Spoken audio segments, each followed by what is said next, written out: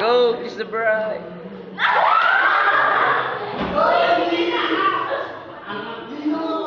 Mama, chup chup.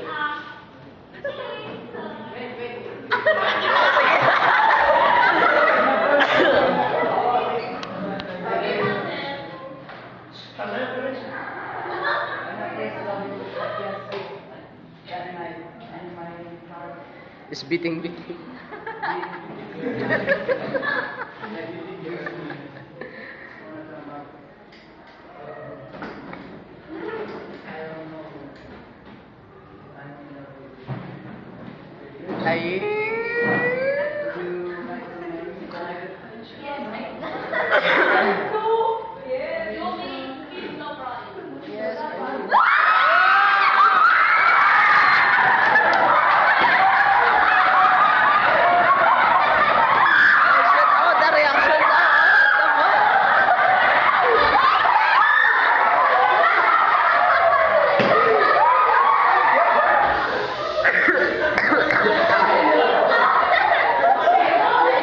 Again.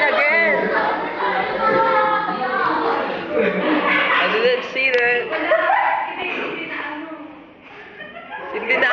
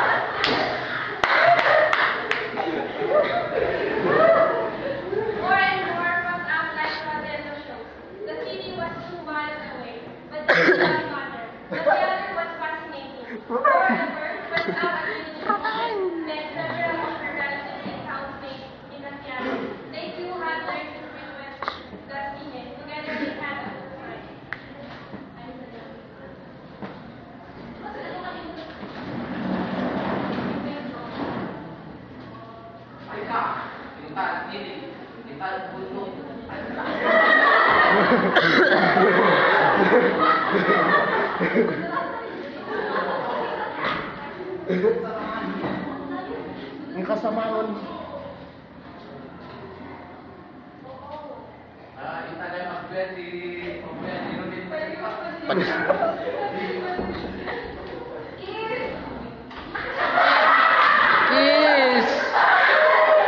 Kiss.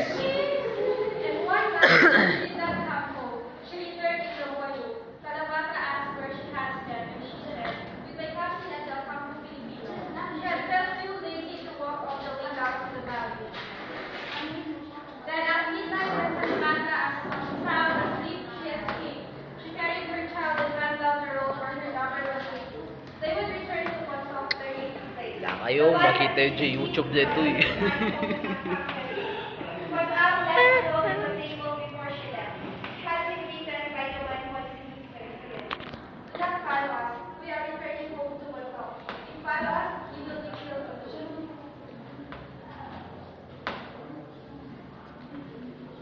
And when Tanabata had read the letter, he dared not to pursue the real lovers. The note was too positive to mean anything but them. He was relieved and for 3 days without parting Eve. He felt bitter, weak, betrayed, and deserted. Helpless, he was full of hatred for the man who had lured his wife away. Akumato, faithful Eden, came to comfort his friend. He offered to publish his wife and take his Tanabata. But Tanabata would not consider their position, nor could he be comforted. Be polite and beg his friend to leave him alone. He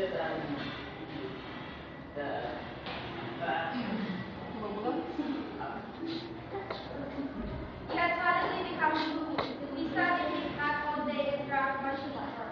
He shut himself in. The tram garden was neglected.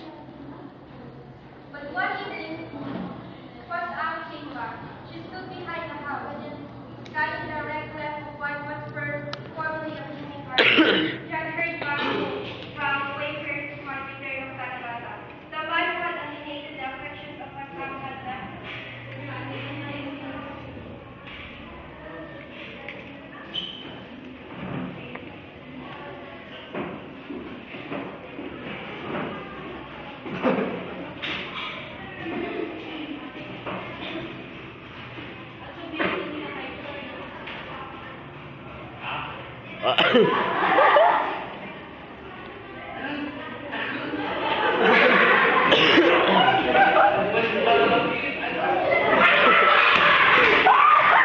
Tapos agad katawa eh.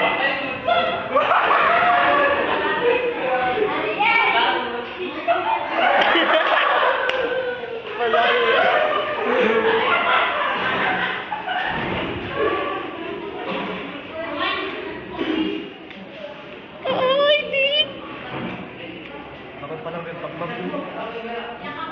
Ano?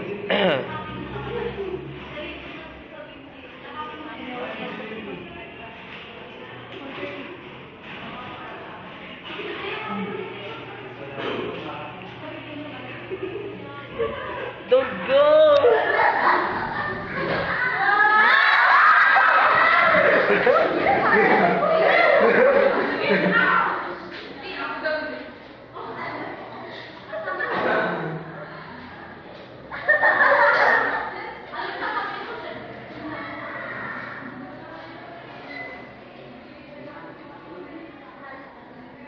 Kalabot na nung Makadandang ko ka